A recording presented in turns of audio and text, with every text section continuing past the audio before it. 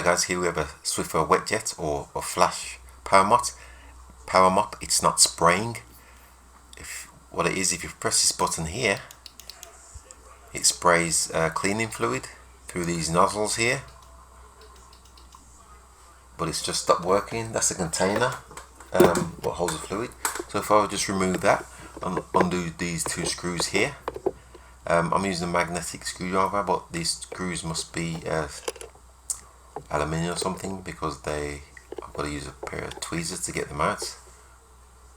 Magnetic screwdriver won't lift them, so there's just two screws at the top, and then there's just one screw at the foot here.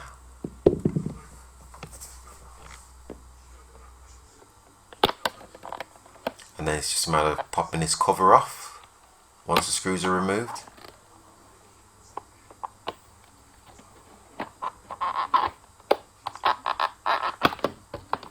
As you can see, I managed to get the cover off there, which exposed the motor, and I'll just show you here. You can see the motor, little freeze frame there, it's rusted. Fluid has run down the motor and got inside somehow.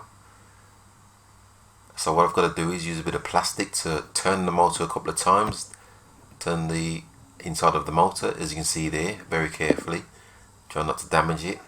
And then if I press this button here, it should have freed off.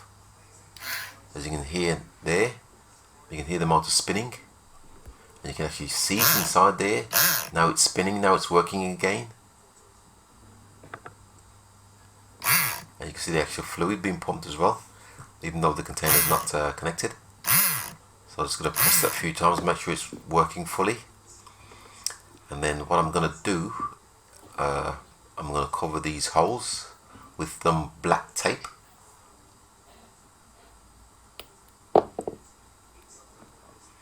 What I'm going to do is use some electrical tape, stretchy, and just wrap it around the bottom end of the motor.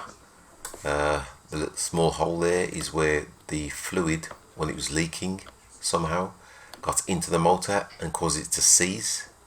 So I'm just going to tightly wrap some black tape, as you can see here, around the base.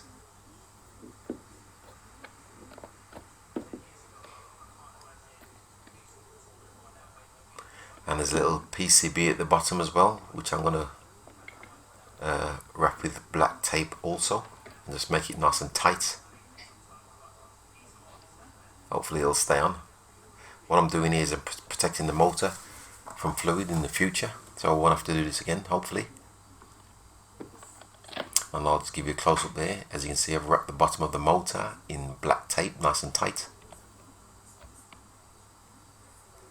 And now that I've got it all freed and taped up, it's just a matter of reassembling the unit. When you're putting this mop back on, make sure you put it the right way around. This is the wrong way, that's the right way around, so make sure you've got it the right way around, and make sure this flexible hose here, this transparent hose, is tucked into the side. And I'll just lift it up here and make sure it's tucked into the pump also before you put it back together. So it's just a matter of putting the cover back over.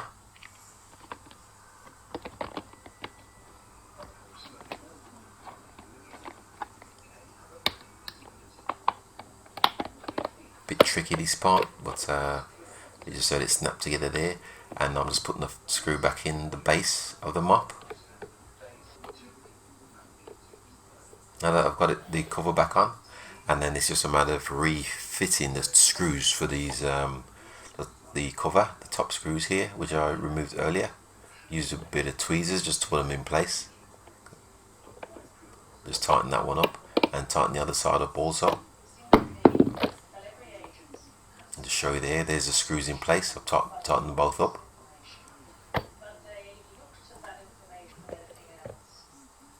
And it's tucked in nice, covers on, fitting nice and snug there.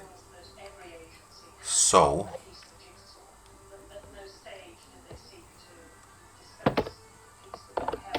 now that it's fully assembled, if you've seen my previous video, I've got a container refilled that I've made into a container.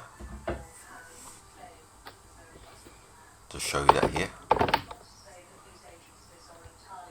As you can see with my container here, refill, sorry, I'll put a lid on it.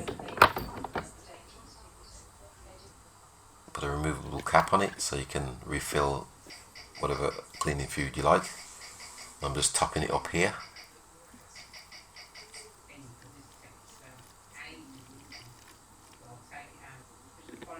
Just put the cap back on, and then just press this button here, and it should start squirting the fluid out. And as you can see there, just give you a closer look. You can see the fluid coming out there for both nozzles.